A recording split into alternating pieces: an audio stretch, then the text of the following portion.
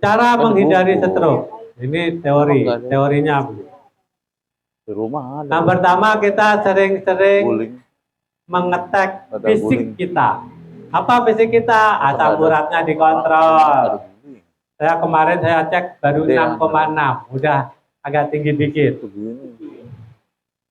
Terus kolesterol, saya kemarin saya cek 167. Jadi kalau udah 40 ke atas nih minimal harus tahu kolesterol saya berapa, asam urat saya berapa, gula darah saya berapa, itu harus tahu, dikontrol. Tensinya dikontrol. Udah tensi tinggi, sate kambing, gulai sop, bagi-bagi. Makan gorengan, bagi-bagi. Udah tahu tensi tinggi, makanya masih sop sate, sop gulai gitu kan. Psikis. Jadi setelah kita ngelola fisik kita, baru kelola fisik. Stresnya ada masalah, jadi satu masalah berbanding lurus dengan satu solusi. Ada satu masalah, satu solusi. Satu masalah, satu solusi. Tapi kalau masalah ini belum kelar, belum ketemu solusi, ditambahin lagi masalah lagi. Belum kelar, solusi belum dapat, ditambahin lagi. Hati-hati. Ini yang kadang jadi penyebab stroke tanpa adanya penyakit degeneratif. Jadi banyakin teman kayak gini sering ngumpul, curhat. Asalnya itu ketika kita ada masalah, cepat cari solusi. Dengan dipendam sendiri nggak sanggup, cari teman. Makanya perlunya sohib gitu, bestie gitu. Bahasa kerennya sekarang bestie gitu. Halo bestie gitu. Maksudnya itu apa? Sebagai teman curhat ketika kita ada masalah, siapa tahu kita nggak mampu, ternyata teman kita punya solusinya gitu loh. Makanya banyak-banyak kita berkomunitas, bersosial gitu. Nah, ini yang kadang masalah dipendem, hati-hati sama orang yang sering mendem masalah, introvert, diem. Stroke. Nah, ambil mana orangnya. Jadi kalau punya masalah jangan diem, curhat sama orang yang kita percaya supaya ada kelar masalah. Ini yang ingin saya sampaikan gitu. Jadi siapa tahu, kita nggak tahu loh yang hadir di sini ketika ada masalah diem baik. Kita nggak tahu. Jadi kalau ibu mau ngomelin suami gitu, suami udah diem gitu, diem lagi depis di pojokan gitu, udah jangan diterusin bu. Stroke kan? Stroke nanti kalau udah nggak cinta nggak apa-apa, kalau masih cinta ya jangan.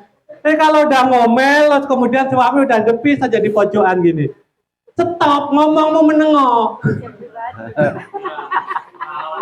Curhat, Pak Joko curhat. Ya Nduk, kayak gitu ya Abi ya. Aku kalau diomelin lebih galak lagi Pak.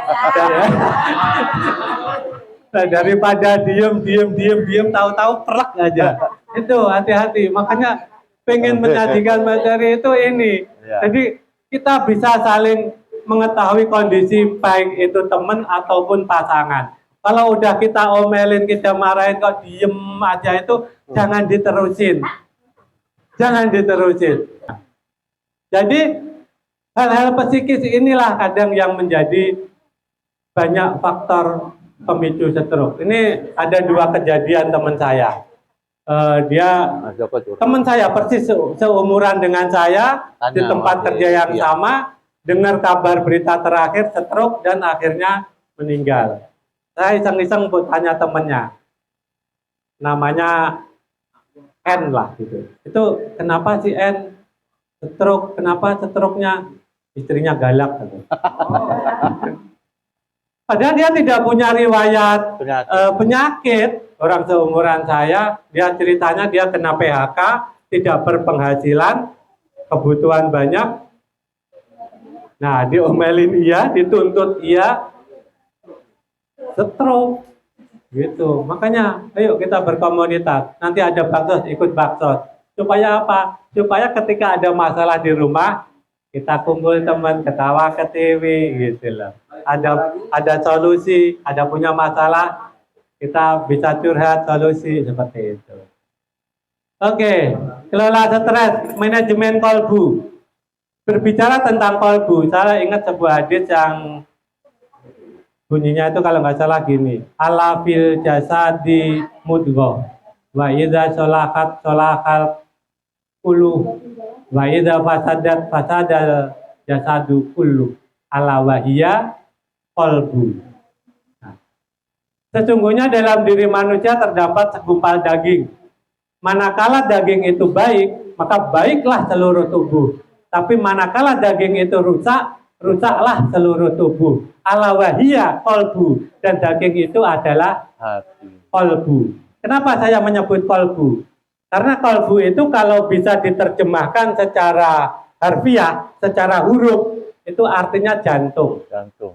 Tapi kalau kita artikan secara maknawi, itu berhubungan dengan perasaan, berhubungan dengan mental, berhubungan dengan keimanan. Jadi qalbu ini artinya luas, baik itu secara harfiah, secara fisik maupun secara maknawi. Jadi kalau jantung sebagai pusat pemerintahan di tubuh itu kacau, kacaulah seluruh tubuh.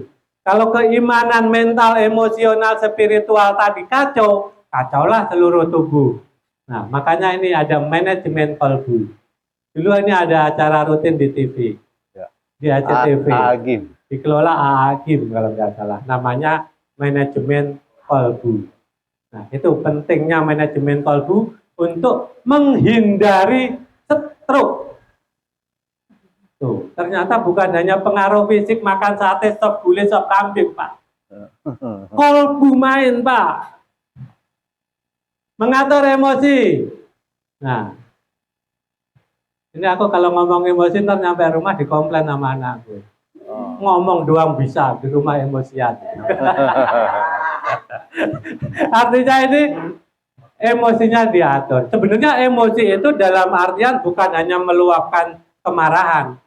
Emosi itu ada 5, sering saya sebut di dalam Fitra juga sering saya sebut. Artinya kelima sifat emosi ini jangan terlalu berlebihan. Emosi pertama senang-senang, bahagia. Bukan nggak boleh kita bahagia, harus. Tetapi ketika bahagia itu berlebihan, Akan sedih. seneng terus bawaannya, hura-hura, terus lupa sholat, lupa zakat, lupa puasa, bodo amat, yang penting gua happy gitu kan. Bahagia terus, hati-hati. Itu juga mengacaukan kondisi fisik, itu jantung yang akan terkena. Setelah bahagia, orang yang selalu berpikir kan harus, namanya hidup, kalau nggak mikir lah piye. Tetapi kalau mikir kita terlalu over, stres, dikit-dikit dipikir, dikit-dikit dipikir, dikit-dikit dipikir, mikir kok cuma sedikit. Artinya baperan gitu loh. Baperan, udah nyampe rumah, udah saatnya istirahat, tatapannya gini, andai kan andai. Oh, kalau punya pos 2 enak kali.